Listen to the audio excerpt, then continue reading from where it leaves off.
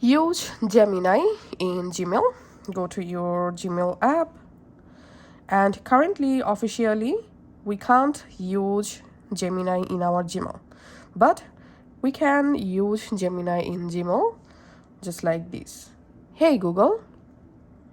And once the Gemini here open, just type here, just say, hey Google, write a professional happy holiday email for my client. And Gemini will generate an email according to your requirements, just like so.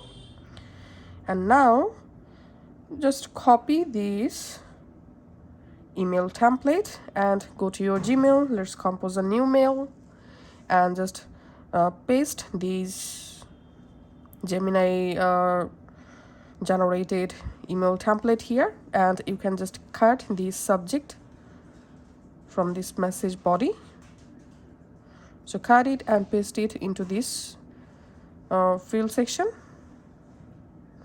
So that's how. Now you have to write here your company name, then just write your company name here and your company name, and just go ahead and modify these email template according to your requirements. So that's how you can actually unofficially use Gemini in our Gmail app. That's it.